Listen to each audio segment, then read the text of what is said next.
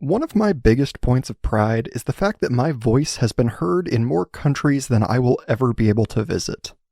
But there are also real performers who get to physically take their voices to places most could never dream of.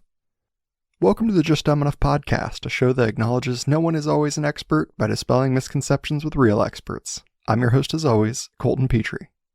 My guest today is Maya Azucena. Maya is a world-class recording artist who has toured over 40 countries, has performed for royalty, world leaders, and at international humanitarian events. She's here to share her journey, her wisdom, and some genuinely cool stories about what the life of a touring musician is like. Let's take our voice to faraway lands.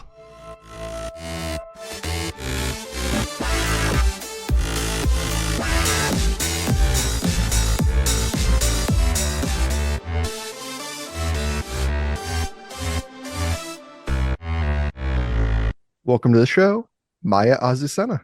Hey, I'm so happy to be here. Thank you for inviting me. I'm glad to be in the lineup. Yeah, thank you so much for being here. I'm very excited to talk to you today. Why don't you introduce yourself a little bit for the audience? Hello, everybody. So I am Maya Azucena.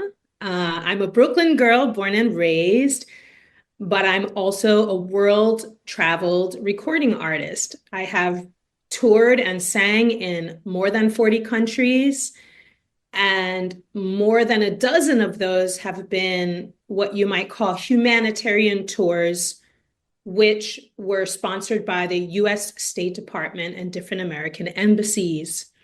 And what's interesting about those is usually they invite me to unusual locations.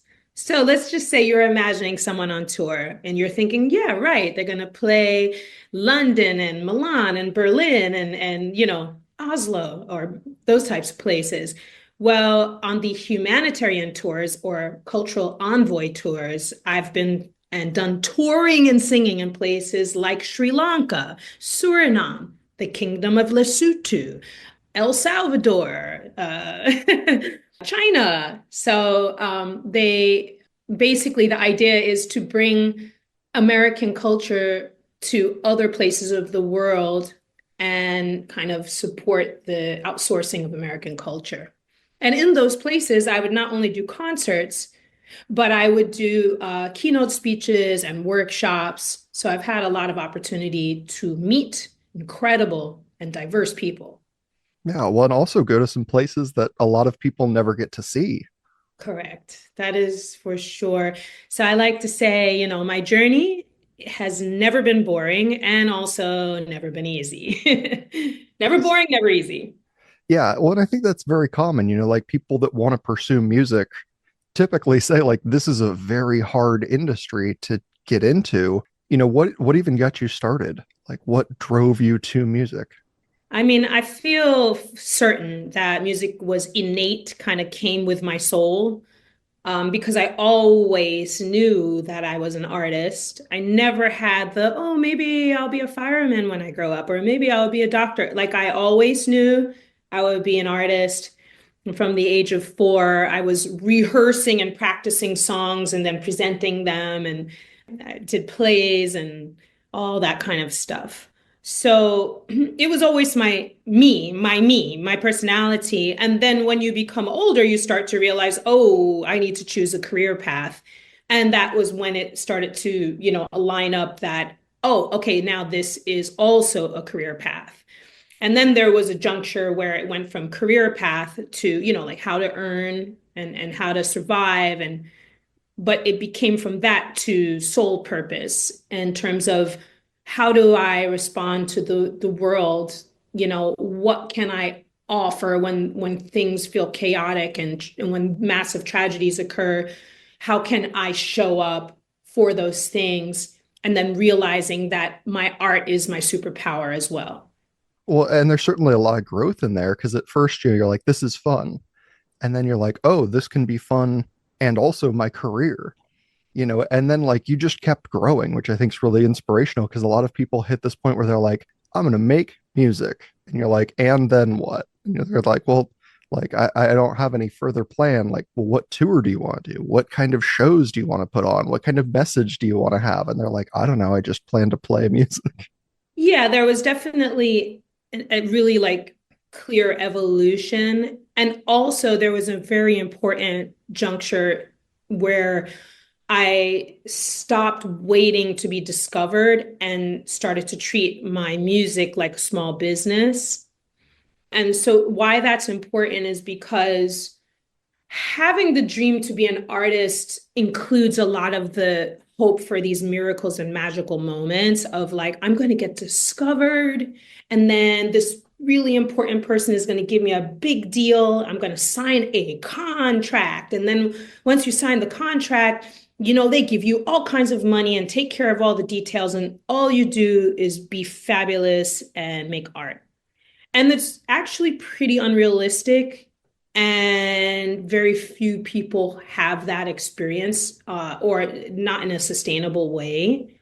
And so one of the turning points for me was to view music as like, well, what happens if I show up every day like a job? If I put that kind of effort into it, the same kind of effort I would give to a boss that hired me, doesn't it stand to reason that if I commit myself to this, that I will see progress, I will see results? And so that was the beginning of me managing myself, booking myself. And you do need to have answers because you're the boss, you're the employer of you.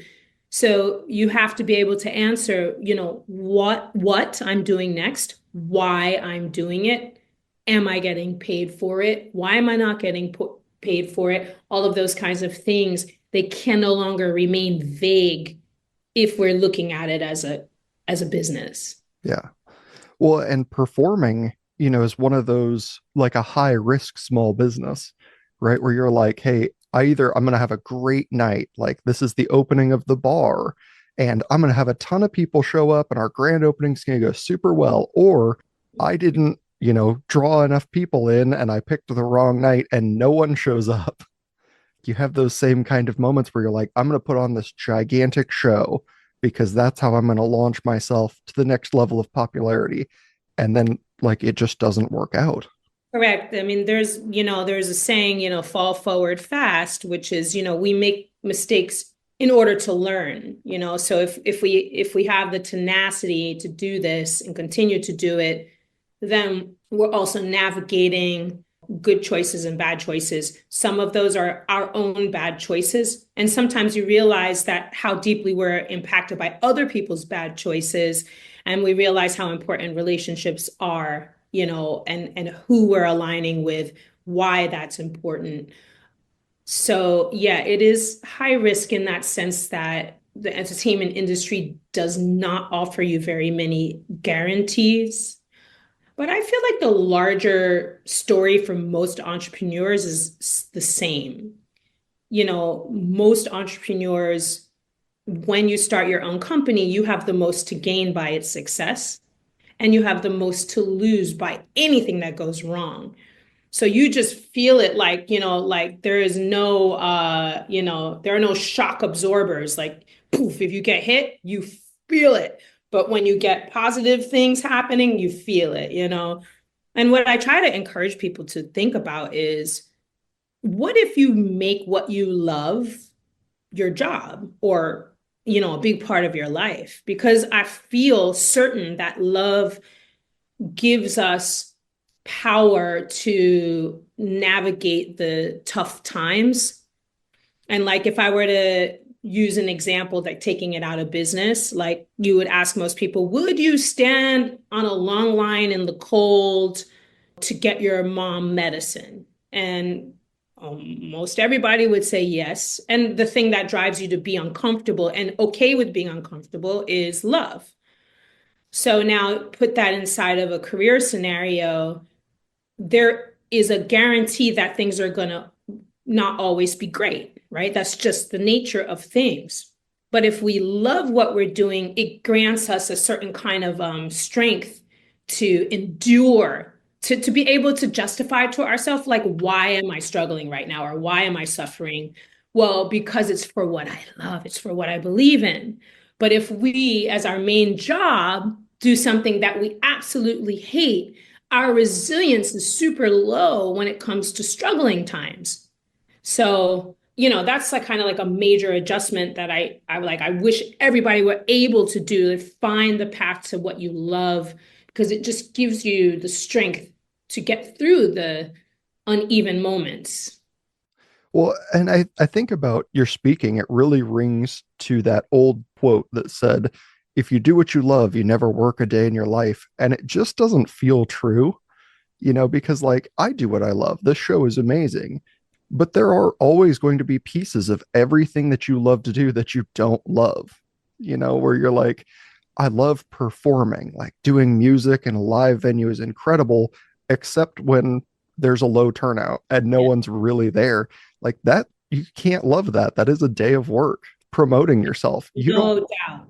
I 100% agree with you. And so, yeah, I'm making more the point that, so in those moments, what gives you the strength to keep going? What gives you the ability to get past that and onto the next moment? And that kind of grace is the fact that, if nothing else, I'm doing what I love. If nothing else, it matters to me, even if no one else seems to care, you know? And of course, we don't want to live a life where no one ever cares other than me. But my point being, I think is obvious. Like it gives us some power beyond the, brass tacks of exactly. It's almost like saying, I have $10 to get me the distance, but it costs $12 to get there. So I had to walk that extra $2 to get there. But for that walk, your eye is on the prize because you're like, but I got this. I got this. And I think a lot of that comes down to like the community you surround yourself with, like the Mhm. people that you do whatever it is you love to do around you, like could either be great or miserable. So how has it been for you? Like are most people in your art space like typically very supportive and positive people, or are they kind of, out for themselves quite a lot? Okay, I'm going to tell you an idea. If you are like a wildly insecure person, and if you say, I look terrible today, right? And you keep saying it, I will guarantee you will find people to agree with you. If you are a super optimistic or positive person and you see things in that way, you will also always find someone to agree with you about seeing the lighter side of things. So regarding who's around me, one thing is for sure that there are all kinds of people around us at all times. But as an adult, you realize I do get to choose who I keep around me. Like for all those that I can choose, I get to choose people that are not negative or harmful to me in some way, or constantly putting me down, or they have a weird vibe and you don't even know why they have a weird vibe. Like those people, you get to choose actually after a while. It's one of the great things about working for myself. I do literally get to choose who I work with and who I don't. And I don't necessarily need to put myself in scenarios where somebody is abusive. But I will say, like if I was looking for haters, they're here. Their haters are everywhere. But do I concern myself with them? Absolutely not. Because those that I keep closer are the people that reflect my energy, people who believe with me, because when you're a creative, you're also a visionary, and visionaries see things before the rest of the world sees them. Not everybody that you interact with is going to be an equal visionary. They're going to be like, man, I don't, what are you doing? Oh, I can't, no, why did you do that? Oh my gosh. But you will find other visionaries or people who get you who are like, man, I love it. I see where you're heading. Keep going. Those are the people that I tune into and pay attention to and I keep close. Because who has the time? I mean, why would I give my time away to those people that don't share positively like my just why? I mean, a lot of people do it. But I just, all right, I got a little metaphor. Can I just, I know Yeah. I'm talking a lot, but I have a really cool one. I made a decision about people, and it's kind of like this.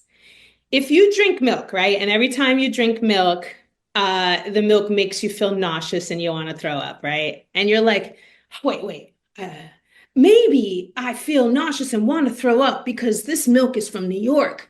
I need to try some milk from Boston. Then you go to Boston and you drink some milk and you're like, oh, I still feel nauseous. I want to throw up. Why do I feel so nauseous and want to throw up? I'm going to go to the chemist and I'm going to do a research on the chemical breakdown of the milk and why every time I drink it, I want to let me drink a little more and try to analyze it. It's like, dude, from point one, if you just stop drinking the thing that makes you feel bad, that's all. That's the answer. You feel bad when you drink it, stop drinking it, boom, story over. And that's how I am with people now. I'm like, instead of spending well, sometimes they're in a good mood, sometimes they're in a bad mood. But, every time you leave the company of this person, do you feel bad? Okay. How about just don't spend time with that person? Choose someone that you feel great after hanging out with. You don't need to know why. You don't need to analyze and get down to every little the chemical reason. Just don't do it. Don't drink the milk. Yeah, I love that.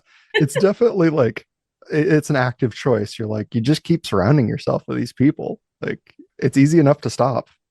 You'll find I've had people in my life that are terrible for me, but then when you cut them out, you're like, oh, I feel better. Well, yeah, you stop drinking the milk. That's what I happened. could have done that a long time ago. Instead, you were like, oh, well, maybe it's just, if I make it a little colder before I drink it, or I should warm it up first. And it's like, dude, just stop drinking the milk. Yeah. Not that we want to only be around, yes men, that's different. You want to have people that you respect that can be honest with you, even if they're being honest in a way that like it's an answer you don't necessarily want to hear all the time.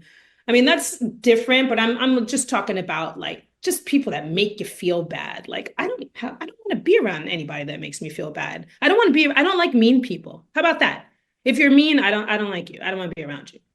Easy enough. Well, and it's one of those like I had spent a little bit of time in a corporate environment, right, before coming to podcasting.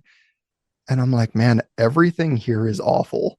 Everyone wants to go for themselves. They're always looking for the next best way to promote themselves. And they're pleasant, but they're not necessarily nice. And then I came to podcasting. I'm like, man, everyone here is super lovely. Everyone that wants to help each other. We're all trying to grow as a group. Even if we're telling people like, hey, the most common advice I got is like, it takes 7 years to become successful. And Woo! I'm like, ooh, that's not something I wanted to hear. They're like, no, but we're being honest with you. That's the truth, is like you're gonna have to put in a lot of hard work. That's the underline of the story. How many years in are you now? I'm at 3 and I'm doing great. Woo! See? So there's no steadfast, final say. I mean, you don't know till you know. No.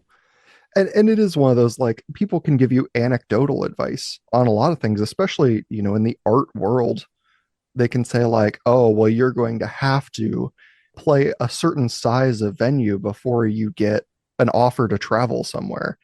And you're like, well, that's not true, but it might have happened to you. Like that might have been genuine advice. So have you gotten any like really good or really bad advice while you've been out working in this avenue? I mean, of course, I've had people that didn't believe in me at the time in some way, but I'm just trying to think if there's like a good example. I mean, I know that one of the things that I've gotten pushback on through the years is like my sound has always been a fusion. So it's not like squarely pop or it's not squarely R&B. It's like it has a mix with like a little rock edge to it and unique and then I would point out artists that genre bend, or for example, inspirations would be Prince or Stevie Wonder. I mean, in the past, Stevie Wonder would go from making literally a classical album to a groove song inspired by reggae to a ballad with just piano and vocal to, I mean, whatever. I mean, he just was free artistically. And then I would explain this to somebody and they would go, well, that's Stevie Wonder. I'm like, okay, well, I was saying that. I mean, what does that mean? It means it's possible. You're telling me it's not possible, and I'm looking and seeing that it is.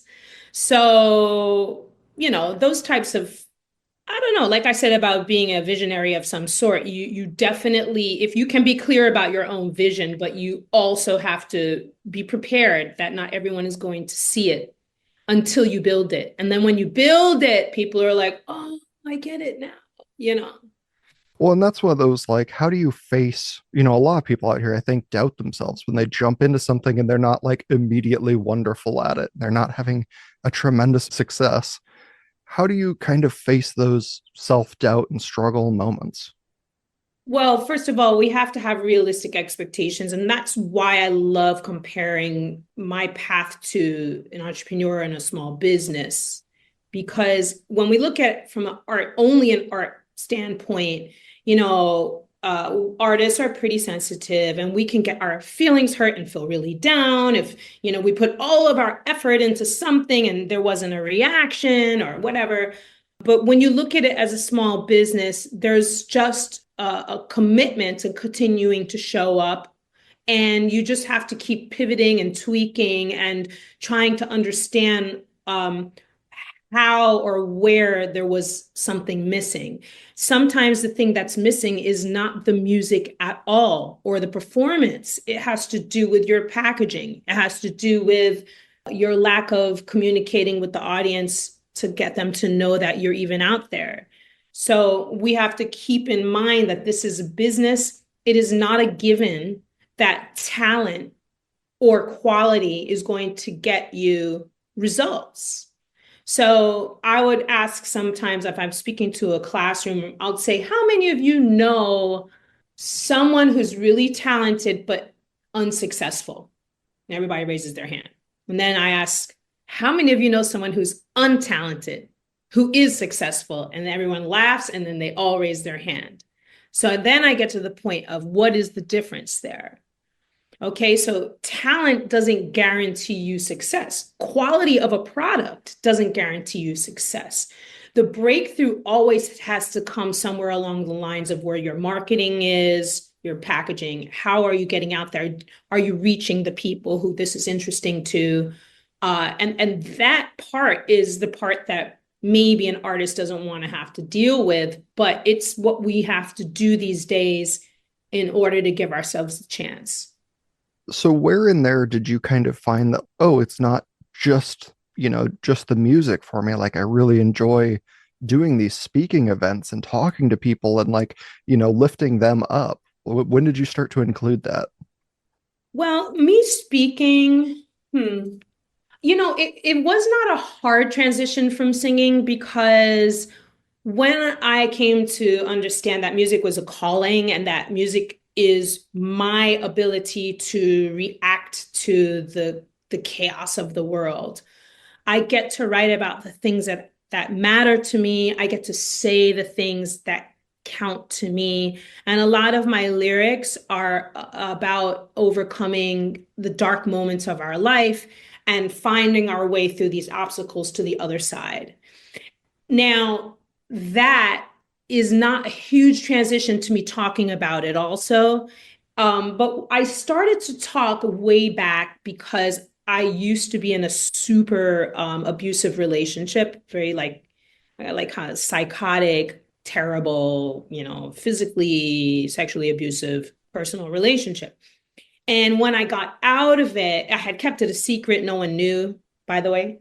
And then I was writing about it inside my songs. And then I would sing the songs in benefits or charity events around sexual violence, right? And then it became, okay, well, let me start telling a little bit of my story, even though it was scary to tell my story or vulnerable. I started to realize, what if somebody is like me, but they're still in the bad relationship? Maybe if they heard how I got out or what I went through, it would give them strength. And then I became less and less nervous or vulnerable and more like this is worth being a little uncomfortable if it's going to give someone power. And then from there, it started to become like, okay, and now I talk about the other things that I believe in and how we get through these tough times and how to trust our voice in the world, how to be a warrior and not feel like a victim anymore, and all of these types of things. They just started to come out. And yeah, now I do both. Yeah, well, and I think music, especially, like to me, at least, as I'll speak from my personal perspective. I think music, especially when people are doing the uncomfortable thing, like they're not singing everything's wonderful. They're like, look, things are hard, stuff's rough. Like those are the ones that really hit me. Like they bring me closer to the music. They make me feel, in even when I'm by myself, they make me feel like a part of something because I think like the hallmark of all music that I know that really drove this home for me was when I heard Sam Cooke's A Change Is Gonna Come. And I was like, that's an incredibly powerful song. And it is probably the most uncomfortable moment of his life. Yeah.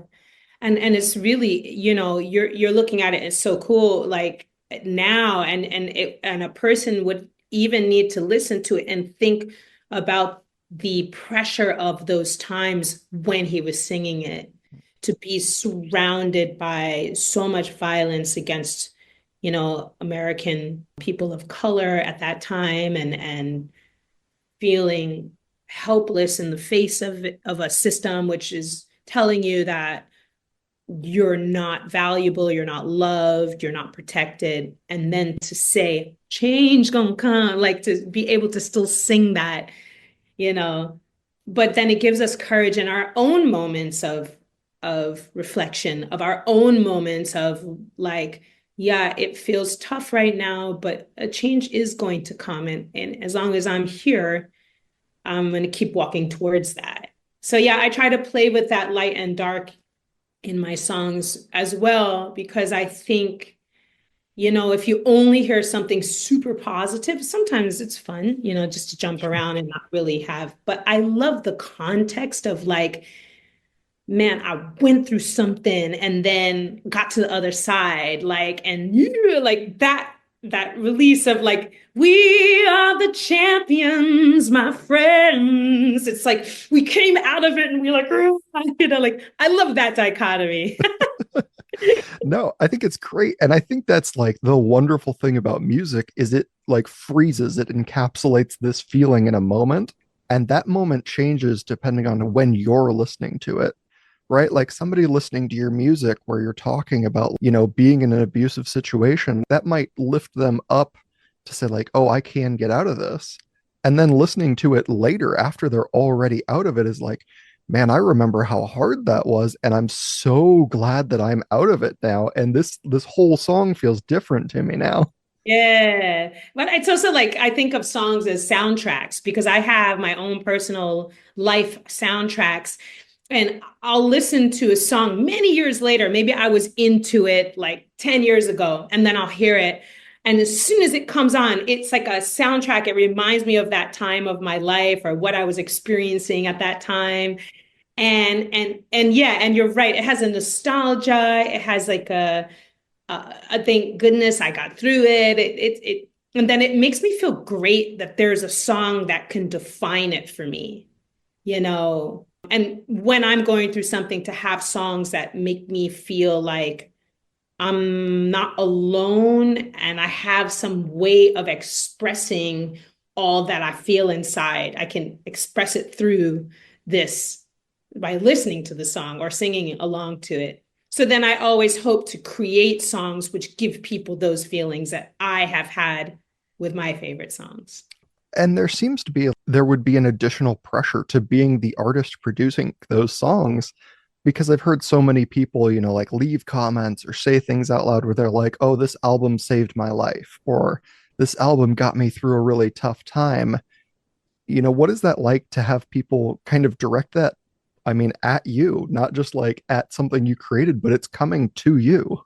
I mean, I have to say that, and I have had those messages from people. I've had people pull me aside and tell me that, like, you know, I came to your show like really thinking like planning to end my life, and then after the show, I found the reason to be alive, you know. And I mean, being that that's my mission as a singer, to use music as a tool to empower others, when I hear something like that, it gives me a great sense of relief and like, okay, I'm doing what I'm here to do. I'm fulfilling my goal, my purpose, my desire. It's like an answer to my prayer, right? So and it's also really positive for me because I also have tough times. And when I'm having a tough time and someone says, "Hey, what you're doing is really touching me or touching other people," it gives me the like the boost of keep going. You've got this. You're not lost on your, journey. So it's all good. I love it. It doesn't feel like pressure at all. It's more like an affirmation if somebody shares with me that. Well, that's excellent. I mean, because it's one of those that I would, like until I started hearing from people, I definitely feel that like there's this pressure I have to keep succeeding. I have to keep doing the exact same thing because like so many people need me. To hear that, like, no, it's not like that. Like every person I help is a person I help. There's no detriment. That's a positive. I don't have to see any negative inside of that. Yeah, absolutely, absolutely. And as far as the pressure to always produce on the same level, um, I think it's important for us to realize that, like human beings, that we are organic beings and we are not computers, we are not machines. And organic things um, operate in cycles and seasons. And it's not always harvest season. It wouldn't even be healthy to always be harvest season. There's times when you have to just marinate and just be still and gather and reflect. And then there's a time where it's just kind of taking root, the idea. And then there's like, oh, then there's a time when it's all coming out. Like that is a normal kind of flow that we have unlearned because we live what I call like an ATM society. Everything is doop, boop, boop, boop, and then you get the money out. Yay! Like there's no process anymore. So we forget that we actually are organic beings that have processes. And so our output can't always be exactly the same at all times. And the quality will suffer if we force ourselves to stay in that mindset. Not only quality, but like your body will start to break down because it's not healthy to just only be in one frame of mind or one state of being literally all the time. I mean, do you agree? No, I absolutely agree. And I think like has it helped you, being able to go to like some of these outreach programs and doing these concerts in unconventional places, has that helped you kind of break away from the ATM society? I mean, gaining perspective always helps because sometimes, we come from what I call like we have a lot of what I call middle class problems. We like Americans, like we sometimes don't realize that a lot of people don't have it as easy as we do. And so we find ourselves obsessed with, Instagram followers. And there's people who their main concern is, can I feed my baby? Like, not how many followers they got last week. So if we can release ourselves from what I call the middle class problem sometimes and go into environments and really connect with people who are having deep life experiences, it just you carry it with you, you remember it, it always gives you perspective. And I think it does help to not only stay in one state of mind, it also helps me, like I've traveled outside of America and kind of not been in my city. I'm a New Yorker, and realizing, oh, just because I'm not on the grind, on the ground in Manhattan every single day, it doesn't mean everything I achieved is going to explode and disappear. It's like I can leave this system sometimes and try other things, and all the things that I planted before are still planted there. So it also gives, like, releases some of that fear of, like, if I'm not constantly gripping it 100% all the time, 24 hours a day, 365 days a year, like it's gonna be destroyed. It's like, that's not, the things, if you really built something real, it won't implode just for like the week that you're not handling it hands on. Well, and I hear that a lot of people when they say, like, I am grinding 24/7. I'm like, that's not sustainable.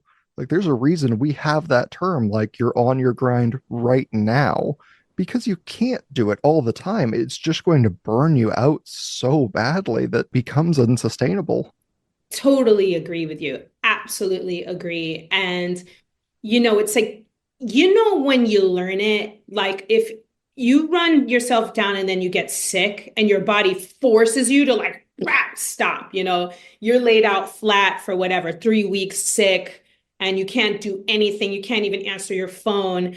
And then when you come back, guess what? Everything's still waiting for you. Right. So there's like these mini lessons of, like, okay, so you mean that if I just disappeared for 3 weeks, the world would keep turning? Yeah. So what if we purposely embed into our schedule, me time, self-care, knowing and trusting that it's not going to all fall apart, like on those few hours that you took time to eat a proper meal, or connect with your family, or what the things we need to do to recuperate ourselves. And yeah, it's not sustainable. Your body will react and start shutting you down, but we can voluntarily do it so that we can keep it in balance. But you got to try it. Like, when you try it, you realize, oh, guess what? I'm totally okay. In fact, I feel better. I have more energy than I did working 24/7, because I gave some of that back to myself. I like to say, like, put yourself on your to-do list. There are so many things and meetings on our to-do list. Just simply put yourself in the to-do list. So, like, you have a meeting with yourself once a day, or you have a whatever, and just treat it with as much respect as you give to every other meeting, and see how that helps. Yeah, it's funny that, like, the uncomfortable thing to do in that situation is to make yourself more comfortable, because people are like, I can't stop. I can't stop. What if I relax for a second? And you're like, oh, weird. Relaxing made you feel better? Crazy. I do relate to it, though. One of the things that has protected me from being a complete utter maniac is the fact that I'm a singer, because my instrument is my body. So I literally can't just be like, all right, I chose not to eat or sleep for 3 days. Like, then I won't be able to deliver what people expect from me vocally. But and I totally relate to that grind. And in New York, it's like, I grew up like that, and I relate to it. But when I started giving myself the space for self-care, meditate daily, take care about my energy, all these types of things, it's like it creates an expansion where you're capable of doing more with less time. Yeah. But if you're constantly operating on fumes, everything feels like a huge effort, and it's breaking you down. But giving yourself time to keep yourself in health and balance, and well, your energy, like, clear and everything, you suddenly have more power to do more with less time. So it's returned to you. It's a great investment. Yeah. Yeah. The return on investment's really good. And it is one of those that, like, a large part of what we've been talking about is this perspective. To know you can cut out bad people, you can take breaks, you can, see the world a little differently. Seeing that in your own career, has that been like a strange sight for you? Because you've been on some places, like I saw you on the UN stage, and I'm Mhm. like, that's a very unconventional place to see yourself ever. Like, does that ever, like, hit you and you're like, oh, whoa, this is strange? Uh, it's not lost on me that been in very unique scenarios. That and sometimes I'll be in a unique environment and it's almost like slow motion, like surreal, like wow. To give you an example, I'll give you two. Here's one. I was in a place called the Kingdom of Lesotho.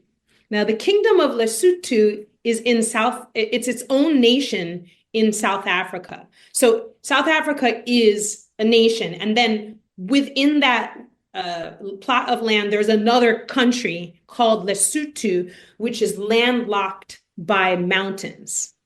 And so inside Lesotho, they have their own government and everything. And when I was there, I gave a concert for the king, queen, prince, and princess of Lesotho. And they never come out to events, and they came to my show. And because of security, like nobody was invited. It was like maybe 30 people total. It was like diplomats and security. And then the king, the queen, the prince, and the princess in the front row. And I'm like from here, like 5 feet in front of them, like performing for them. And it was surreal, because they were loving and connecting with my music. And then I'll be in another scenario completely different, like performing for 400 former gang members in El Salvador.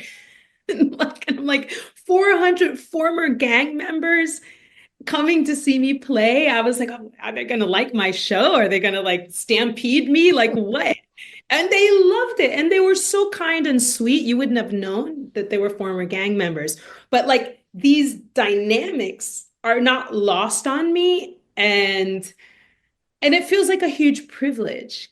And I get to learn something about the human condition that regardless of your status, people react to hope or a sense of being seen. And it's like we're more connected than we're told that we are. Well, and it seems like, always high stakes, but never the same situation. We're like, oh, I'm performing in front of royalty. I hope they don't ban me from their country forever. Versus like, oh, I'm performing in front of 400 previous gang members. Like, I hope they don't charge the stage. Like, those are very different concerns. And they lined up for autographs and gave me a standing ovation. Former gang members, you would think they would be so cynical but they're young too. And so you realize that if you give a young person their childhood back, it's kind of like all they really wanted was just to be a normal kid, but circumstances, press them a different direction. Um, Well, and again, I think that's like the power in music, universally. It's like it gives you a moment to just be happy, to like feel the energy of the crowd around you. That's why I love live events, is because like that energy is incomparable to anything else. And, for that period of time, like nothing else really matters. You're like, I'm just happy, I'm energetic, I'm here, I'm with this group. Yes, yeah. If you can connect with your audience, then there's a connection that makes people forget about the time to where we're all just present with this experience. And that is a gift also to be able to do, to be the ringleader that brings everybody into feeling that just being there in the experience, like you say, with the joy. Yeah, it's it's incredible. I mean, I really love what I do, and I'm so privileged that it has taken me to so many unique environments. I love it.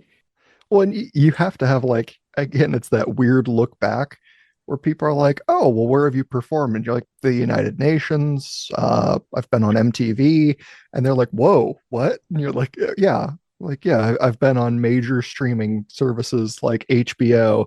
That's just a thing, a part of my life now. And they're like, didn't you have a day where you dreamed like that would never happen? And you're like, yeah, of course I did. But like now it exists. Now I'm on MTV. I mean, like I said, going back to one of the things I said earlier, as an entrepreneur, I have the most to gain from these things and the most to lose if stuff doesn't go well. So those things just make me feel like, yeah, I'm on the right path. I'm doing I'm really doing it, you know. Sometimes you even wonder, am I doing this? Like, is this for real? And you're like, yeah, that was my song on HBO. Yeah, that was me on MTV. Yeah, that was me on the General Assembly stage in Geneva. Like, yeah, that was me too. That was me. Yeah, you're like, very few people will ever have this experience, and yet it's now just a part of my story. Exactly. Exactly. Man, I had a show in Sarajevo. Okay, now they had such a crazy, crazy war back in the 90s, like Bosnia and just civil war, terrible. And so I went to Sarajevo and for the first time, and I was performing with a huge rock artist from the former Yugoslavia region. So let's just say like what Bruce Springsteen is to New Jersey, like he is to that whole region. And there's like a passion for his music. So we're going to perform in a sports arena. Okay. And as we're driving through Sarajevo, it's my first time there. I still see holes in all the buildings from like bullets, from the war. And on my left and my right, I'd say, oh, that's a cute little park. Oh, no, that's a cemetery. Oh, look at that little park. Oh no, that's a cemetery. They literally had to convert every plot of grass into a cemetery. That's how many people died. And by the time we got to the arena, a huge sports arena, somebody says, look out at the back, which was where the cars, the parking, the huge arena parking lot is. It had been converted into a cemetery. Is so deep. So I was going onto stage to sing for people who just experienced this massive amount of tragedy. And the words to the song that I was singing are, don't give up. Everything's gonna be all right. And it's basically kind of like, don't give up, keep going. It's like, these are the lyrics. 10,000 people. I come out onto stage. I'm singing, I'm a guest. So I'm singing like these duets with Gibboni is the name of the artist.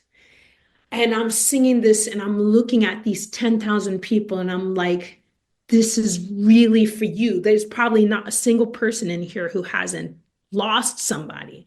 And I was like, don't give up, just give it everything that I had. And I felt like 10,000 people were like one person, just so locked. And then, like a few months later, I was at a totally different city in Croatia, and a journalist came up to me after the show and she said, I was there in Sarajevo. I felt like you were talking just to me. And that was the exact sensation that I had on stage, that everyone, I was just like making everyone feel it, like they were one. And she just told it back to me. And I was just like, yes, this is why I do it. Well, and those are some of my like favorite moments in concerts is, the artist like stops, shares like a really deep held message where they're like, one of the bands I love to go and see live with my buddy, we go to like, a show a year just because they always have this same message where they're like, look, life can be hard. And if, you don't have depression, you don't have anxiety, you don't have these stresses, like good for you. I'm glad. But some of us do, and we're struggling nonstop. And like right now, we're all here for each other. Like look to the person next to you. I guarantee they're here for you. And it's like, it's this really beautiful moment that like affects change, in an instant. I love it. I mean, we could choose how we use the power of our platform, right? We get to choose how to use the power of our mic. We first need to understand that it is a power, so then you can consciously apply it. And then there are those who say, yeah, it's a power, but I choose not to use it, or I choose not to use it for anything good. But let's start with just knowing that we each have a power, and my power is different than yours, and someone else's power, can be different than ours. But once you realize that you have a power to impact others, you can choose to consciously apply it to reach people. Yeah. Well, and I heard somebody, I don't remember who it was, but they said, there's 5,000 people here tonight. if I decide to just whip everyone into a riot, like I can affect change on a world scale. Like this could be a real problem. So like you have to recognize that that is literally the power in your hand. Is like there's 5,000 individuals here, and if I make them all super happy, they can impact everyone they touch. And if I make them all extremely upset, like I could also drive them to burn the city to the ground. It's not a lie, though. I mean, it's good that that person recognizes it, but it's not a lie by any means. You know what I mean? It's like I also like to say, like our power to impact change, like we can be use it like in the superpower sense of helping others, or we can use it in the villain sense. It's an equal power, but we can use it and put all of our frustration and anger and whatever darkness that we've felt like we deserve to give to everyone, and we can use that power to destroy, you know. And so it's just first of all knowing, you know, that it is a power to begin with, and then thinking to myself, you know what, I don't want to use my power to impact things in the negative direction. I would like to use it to impact things in the positive, you know. That level of intention, in your choice in every performance, like I think that's a skill that, requires time and a lot of conscious effort to develop. Like that's not something people just kind of realize, like, oh, I was handed a microphone, like time to go say whatever I want. And it's not even about saying a lot, because often people don't really want to hear you pontificate, you know, unless you're like a preacher and they're coming to your church. But like it's not about pontificating and saying, you know, complaining about all the things I see that I want to fix, you know. It's literally like the energy that you put into your delivery and how what your goal is with that delivery. If my goal is to uplift, then I can, that is literally like the energy coming off of me and it's streaming out of me towards others. And that doesn't need to be, I am here to make you feel better now. You know, it's like I don't need to actually say it because it actually translates energetically. And each of us, we walk around this energy daily. There are some people who are very, very judgmental and they're very negative and they don't actually tell everybody what they're thinking, but they are giving it to everybody. So without saying, oh, she looks terrible. Like, why did she bother to leave the house today? Blah, blah, blah. Maybe she won't say that out loud, but she's actually projecting that onto the person. And that person feels it. Well, and in the same way, like, you've talked very openly, like, I'm here to help people impact change, to drive people to like find their superpower, to do better in the world, to, be happier people. Like your impact on those people at some level, impacts another person you'll never see too. Mm-hmm. Like I had somebody tell me that's the invisible impact. The And trickle down, you know, yeah, effect. yeah, and that's got to be strange, to know that like I hope everyone that's here tonight like also makes the world just a little better in their surrounding environment. Like they go home and they're happy because they saw a really good show and that helps like the one person in their household. And maybe that one person getting happier helps another person down the road. Like it just keeps So going. real. I mean, this is so not a metaphor. It's so real. And if we understood that our negative, projecting negative energy onto people also affects the next, affects the next, affects the next, it's like if you thought of it like that, then maybe you would be like, oh, I don't really want to give that to that person so that they could give it to their kid or to their neighbor or whatever. Yeah. I mean, how many times? I mean, okay, in New York, we interact with strangers a lot every day because it's so many people all the time. But like, how many times in your life, let's say you woke up in a really good mood, and then some complete stranger who you'll never meet, you don't know their name, you don't know anything about them, but a complete stranger does something that infuriates you. And for the whole rest of the day, even though you woke up in a good mood, now it's like they just hand at you their bag of steaming and you're like, took it, Now for the whole rest of the day, I'm just a steaming bag of shit. And it's like, and even for 2 days, and you'd be like, realize like, wow, this is a person that I never met, don't know their name, and they made me so upset that I'm walking around for 2 days with a bad mood. And now I've interacted with other people and I'm giving them my bad mood because I was just like, you know, not today, Yeah. whatever. But that's how it is. No, it really does. I mean, a lot of people are like, well, I had somebody cut me off this morning. And you're like, that was 6 hours ago. Like, why are you handing me the fact that you got cut off in traffic? Because we're not aware of it. So that's the whole point, going back to the point of like awareness that if somebody hands you their crazy energy, you don't necessarily need to take it and put it in your back pocket. You get to say, no, no, no, no, no, you can keep that. It's just, that's for you. That's not for me.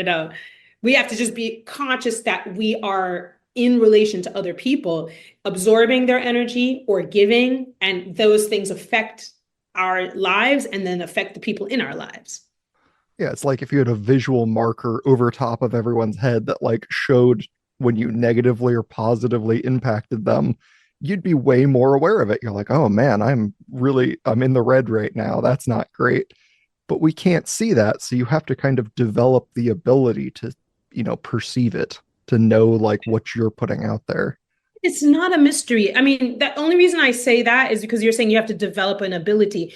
If you realize that it's really not mysterious, it is just like if somebody sneezes on you with COVID, you're probably and you don't your immune system is low, you can get it. You know what I mean? Yeah. Or if somebody has mud on their hand and they go like that on your hand, then you're going to have mud on your hand. Like it's just a transfer. And that is so easy to like understand. So energy is even more powerful than all of that. And so in the same way that mud can transfer from my hand to your shirt if I grab you, it's like that. So let's like not think of it like this mysterious thing we have to tune into. It's just a thing. Like it really does transfer. And so if you're aware of it, you can be a little bit like, whoa, whoa, whoa, whoa. Don't, I'm not taking your dirty, muddy energy today. Right. You can keep that. Well, that's awesome. I mean, do you have something that you really like? If you get a moment with someone on the subway or on the, in the airplane terminal or something, is there something you really love to like share with people when you've just got a chance? Well, whenever I meet strangers, it's not like I have an agenda. Yeah. So it's more like kind of whatever spontaneously occurs to me. So it really is based on the person you're talking to, and if that person like, oh, you made me think of, or you remind me of my sister, and then you just naturally, organically go into a conversation. Yeah, because I don't really have like a proselytizing sort of thing, like where I can't wait to find someone on the subway to tell them, did you know, Yeah. it's more just being an open person. Than when you're an open person, it's easier to talk to you or to others. And then you just pick up on the person and okay, I'll give you, I love examples. I was on the subway, it was super crowded, and a man came on the subway with a huge, huge bin, like, and it was obviously heavy, and it had a bunch of cupcakes on it. Mm. But you could tell it was like super, I don't know why it was so heavy. And he was standing there, and like rush hour in the subway is crazy. And he's like trying to hold on to the pole with this big, huge thing. And he's a man, and a kind of a thing like nobody asks a man, do you need help? Right. So I had a seat, and I saw that he was kind of like trying to be tough holding this thing. And I said, excuse me. Um, would you like, I have a seat. Would you like me to hold that for you? And you could see this relief go over his face. And he's like, thank you so much. And I just put it on my lap. And this guy, nobody looks at a man and says, hey, that guy needs help. And he looked so relieved. And then he told me it was for his daughter and he had to get home to the birthday party to bring the cupcakes, right? all that was just being open and like paying attention and perceiving. And the person next to me was touched by what I did. So she just pointed at a lady and was like, "Do you want me to hold your bag for you?" And the lady was like, "No." What? But it was like she Yeah. got inspired by seeing it, you know. Yeah. She looks at you like she didn't want my help though. You're like, not everybody's gonna want it. It's okay. Let's do that. But it was more that, yeah, I didn't go on the subway like, I hope I can hold someone's stuff today. But it just was naturally like you picked up on it. Well, and that's like everybody I feel like has, something like that. Because mine is I always go out hoping someone's going to start small talk because small talk is so uncomfortable.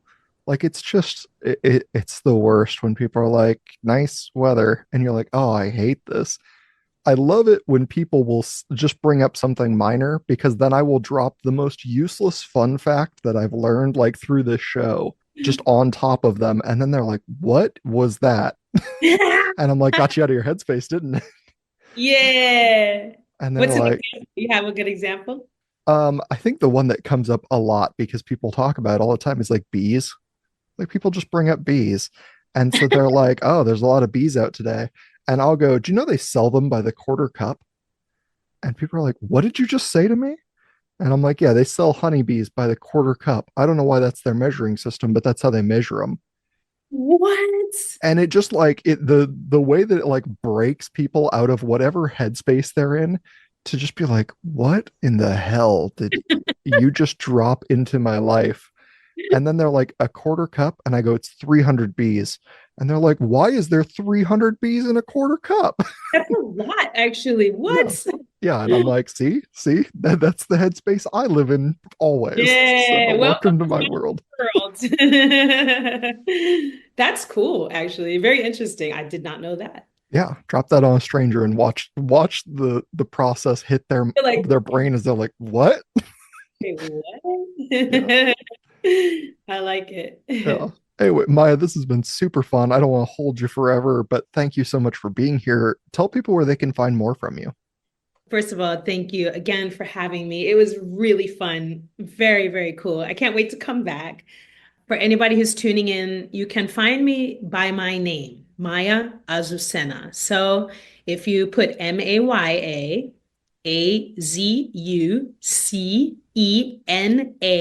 if you drop that anywhere, you're going to find it. /.com. Okay, so what I'm mostly on Instagram as far as my daily updates at Maya Azucena, and my website is myname.com, and all the other platforms you can find me just as well, just by throwing my name in there. Yeah, of course. And I will put that in the show notes so people can just click on it instead of trying to remember, like, was it AZU? What part of the, just go into the show notes. I'll have a link like for the Instagram, the YouTube, like just click the links. I'll And you make it know super something, because easy. we've been talking a lot about music, I would love it if you all checked out my latest release on Spotify. My most recent album is called I Am Enough on Spotify. So you can listen to it there and follow me as well. And I will appreciate you for doing that. Yeah, absolutely. Let's get people listening to it. Maya, again, thank you so much for being here. I have appreciated your time immensely. I loved it. Thank you so much, Colton. If you aren't already pursuing one thing at least that brings you joy, what are you doing? I cannot recommend personal projects enough, even if I sometimes have way too many. In other news, February has just started and the rankings are as follows. Number 1, the United States, with California, Michigan, and Utah at the top. Number 2, Canada, with British Columbia taking an early lead. Number 3, England of the United Kingdom. Number 4, Australia, with the Australian Capital Territory at the head. And number 5, New Zealand. That's it for this week. Have a great week, a great weekend, and I'll see you all back here next week for another new episode. Until that next episode, pretty please to all those things that help the show grow, like rating, reviewing, liking, and subscribing. Also, remember you can reach out to dumbenoughpodcast@gmail.com or on any of the social medias if you want to reach me personally. But most importantly, Stay dumb.